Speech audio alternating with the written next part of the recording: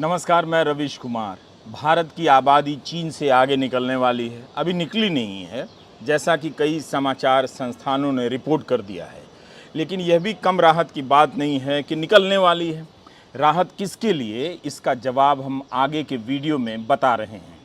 हिंदुस्तान अखबार की पहली हेडलाइन साफ साफ कहती है कि सबसे आगे हिंदुस्तानी। हेडलाइन ऐसे चमका दी गई है जैसे आबादी के हेडक्वार्टर में भारत का प्रमोशन होने वाला है। इस अखबार के अनुसार भारत दुनिया की सबसे अधिक आबादी वाला देश बन गया है। लेकिन इस खबर को ध्यान से देखा गया तो पता चल जाता है कि अभी वो घड़ी आई नहीं है, मगर बहुत करीब नज़र आ रही है। कई अखबारों ने सही रिपोर्ट किया है कि इस साल के मध्य में भारत की आबादी चीन से अधिक हो सकती है। संयुक्त राष्ट्र की रिपोर्ट में तारीख नहीं दी गई है। आरिश छाबड़ा ने अपने ट्विटर हैंडल पर बताया है कि अभी मंजिल दूर है, शायद इस साल के मध्य तक। इस साल अगर भारत आबादी के मामले में चीन से आगे निकल गया तो प्रधानमंत्री नरेंद्र मोदी मन की बात का प्रसारण करेंगे या राष्ट्र के नाम संबोधन। सही जवाब देने वाले को अदानी मामले में एक सुपर सवाल दिया जाएगा कि प्रधानमंत्री अदानी मामले से लेकर सत्यपाल मलिक के इंटरव्यू से उभरे मामले में जवाब क्यों नहीं देते हैं। आबादी का मामला भारत में बहुत पेचीदा हो चुका है। आए दिन बहुसंख्यक समाज को डराया जाता है कि जल्द ही अल्पसंख्यक बहुसंख्यक बनने वाले हैं। इस तर्क को मानने वाले बहुत से लोग हैं इस देश में। किसी भी दिन मॉर्निंग वॉक पर ये टॉपिक छेड़ दीजिए, कितने लोग हाँ में हाँ मिलाने आ जाएंगे, हाँ अल्पसंख्यक अब बहुसंख्यक बनने वाले हैं। तो जब भारत आबादी के मामले में चीन से आगे निकलेगा तो जश्न कैसे मनाएंगे, प्लान कीजिए। नगर नगर एंड डगर डगर जलसे होंगे, जलेबियाँ बटेंगी या प्रधानमंत्री मन की बात का सीधा प्रसारण करेंगे। वक्त आ गया है कि हम सभी उन हिंदू नेताओं और संतों को याद करें जिन्होंने समय समय पर 10 बच्चे पैदा करने की अपील की है। हमें नहीं मालूम कि आपने उस अपील पर कितना यकीन किया, कितना पालन किया है। पर्सनल क्वेश्चन मैं कभी नहीं पूछता, लेकिन क्या इन संतों ने भारत की आबादी को गर्व करने लायक पहुंचा दिया है? क्या इसमें इनकी भी भूमिका है? तो आज हम इन्हें क्रेडिट देने वाले हैं। अगर सोचिए कि इनकी अपील का आप पर असर हो गया तो यह भी तो हो सकता है कि आज भारत नंबर 1 बना है, लेकिन आबादी के मामले में चीन से 5 गुना ज़्यादा भी तो हो सकता है। अभी संभावनाएं अपनी अंतिम मंजिल पर नहीं पहुंची हैं। सबसे पहले यति नरसिंहानंद की तारीफ कीजिए, जिन्होंने समय रहते अपील की थी कि हिंदुओं को ज़्यादा बच्चे पैदा करने चाहिए क्योंकि हिंदुओं की आबादी कम हो रही है।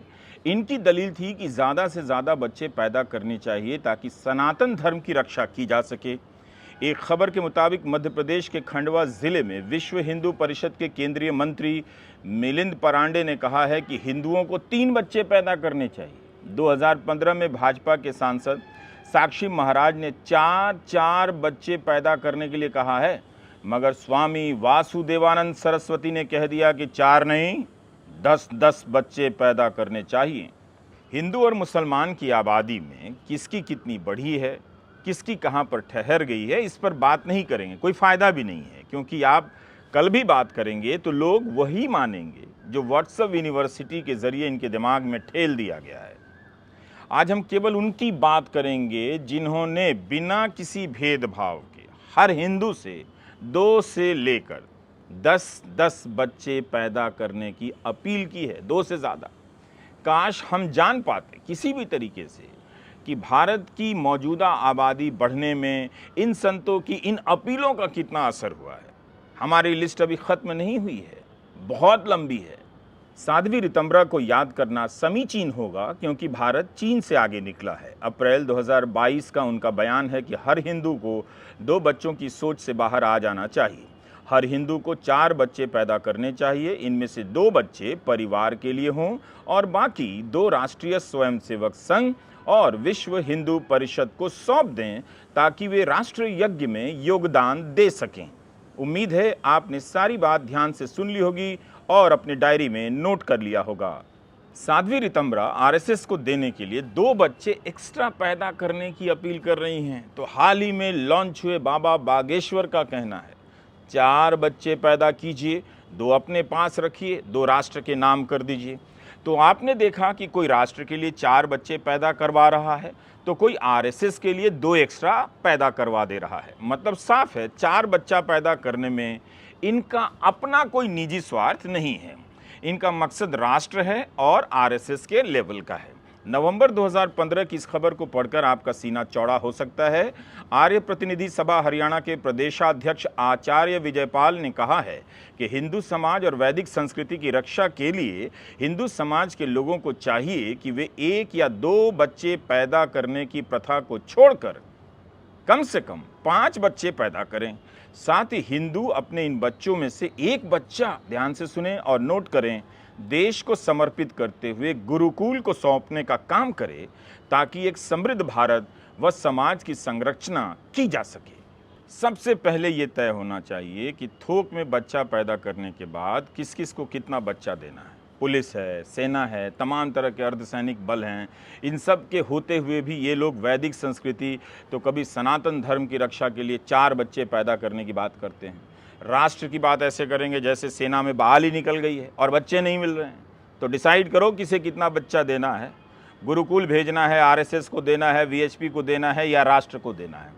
एक तो बच्चा पैदा करते रहो, दूसरा इसमें दिमाग भी लगाते रहो कि इस बार किसको देना है, उस बार वाला किसको दे दिया, ये भी याद रखना है। इन बाबाओं को साफ करना चाहिए कि राष्ट्र और धर्म को अतिरिक्त बच्चे की ज़रूरत कब है, होली कब है, क्या आज ही है या 10 साल बाद है। अगर आज ज़रूरत है तो फिर 4 बच्चों के पैदा होने और बड़ा करने का इंतज़ार हम क्यों कर रहे हैं। जो इस समय पैदा हो चुके हैं उन्हें ही स्कूलों और कोचिंग संस्थानों से निकालकर राष्ट्र को देने का वक्त आ चुका है। मुझे तो शक होता है कि इन बाबाओं की अपील पर हाउसिंग सोसाइटी के अंकल और आंटी ने अपने बच्चों को गुरुकुल क्यों नहीं भेजा, उन्हें पढ़ने के लिए विदेश क्यों भेजा। मुझे उम्मीद है कि हर हाउसिंग सोसाइटी में बच्चा दान करने का अभियान गेट से ही शुरू होने वाला है। आबादी की राजनीति के आधार पर सबसे अधिक जहर फैला है तो ऐसी जगहों से फैला है। तो सबसे पहले यही लोग बच्चा दान करने के लिए आगे आएँ। मुझे पूरा यकीन है कि किसी भी हाउसिंग सोसाइटी के व्हाट्सएप ग्रुप में इसका विरोध नहीं होगा। ये वीडियो आप शेयर कर सकते हैं। अभी तक जितने भी बयान मैंने देखे हैं उनमें से किसी संत ने नहीं कहा है कि जो भी 4 बच्चे पैदा करेगा उसे प्रधानमंत्री गरीब कल्याण योजना के तहत 20 किलो अनाज और फ्री मिलेगा, उज्ज्वला योजना के तहत 4 सिलेंडर फ्री मिलेगा।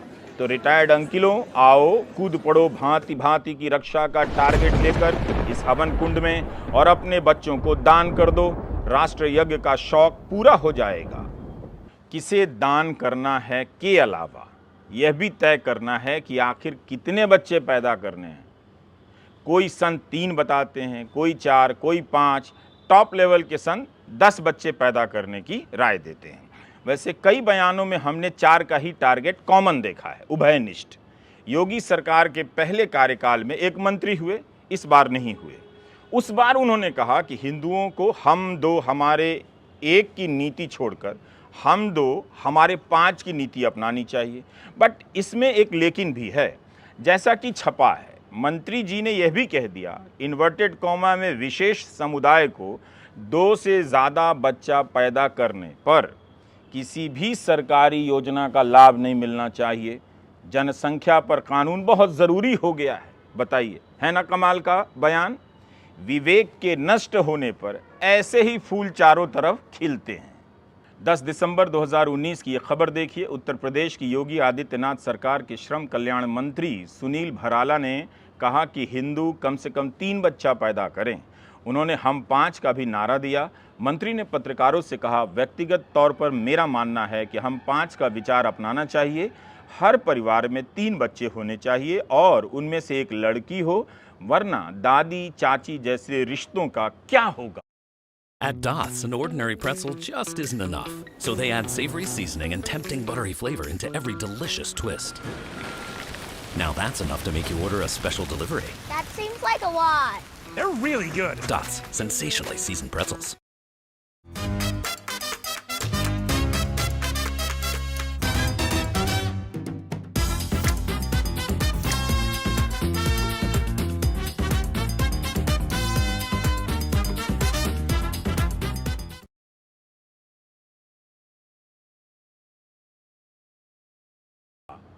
ऐसे ब्रिलियंट विचारों से भारत की भूमि लहलहा रही है। ये पहली मांग है जो कायदे से काफ़ी अलग लगती है, इनोवेटिव है।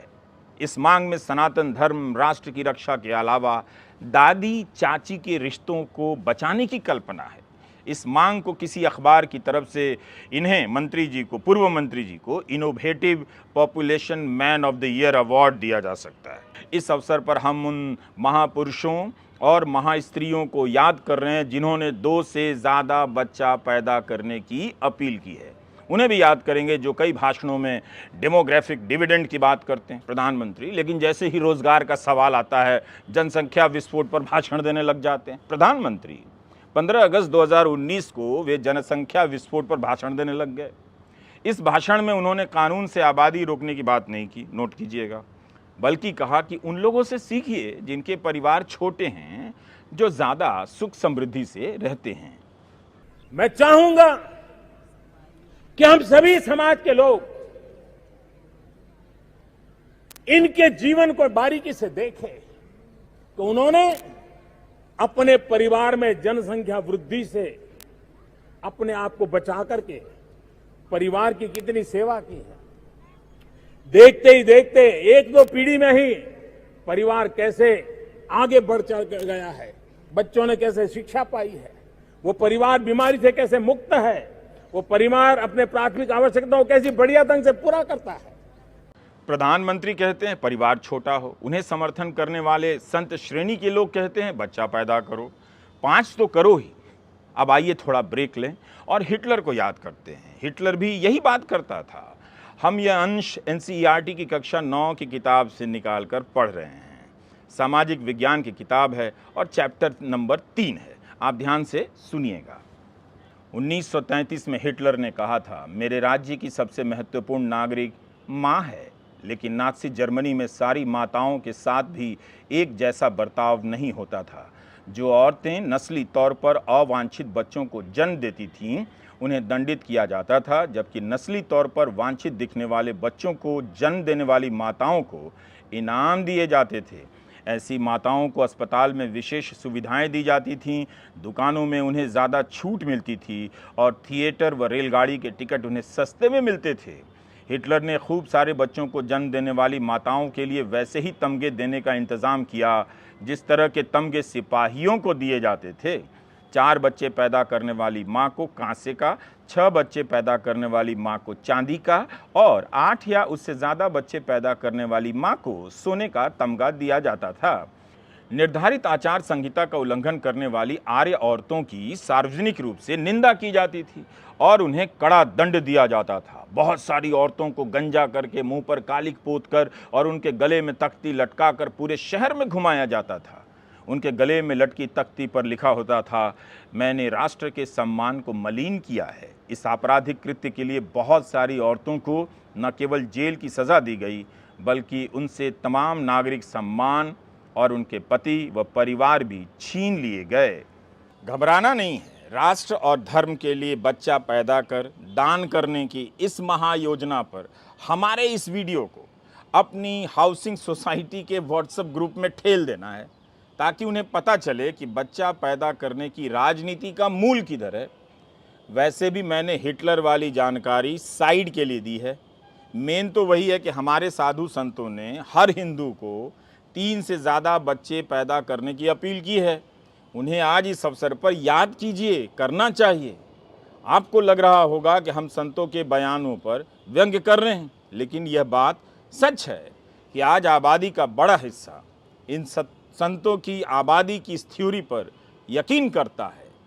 आप ये न समझें कि व्हाट्सएप अंकिलों और अंकल खाली बैठे कुछ भी बोलते रहते हैं। उनके पास भी सीरियस कंटेंट होता है। इन्हें बस इतना बताना होता है कि अल्पसंख्यक की आबादी बढ़ने वाली है। मुझे लगता है कि ये 5 नहीं 25 पैदा कर सकते हैं। कंपटीशन में सामने अल्पसंख्यक होना चाहिए। इनमें से कई लोग इस चिंता में खुद को चूना लगाते रहते हैं कि अल्पसंख्यक की आबादी कम बताई जा रही है, जितनी है उससे ज़्यादा है। ऐसे बहुत से लोग गेट पर मिल जाते हैं, हाउसिंग सोसाइटी के गेट पर। लाइव मिनट में नीतू चंद्रा शर्मा की यह रिपोर्ट है, जिसके बारे में थोड़ी बात करना चाहता हूँ। 2 जनवरी 2018 की इस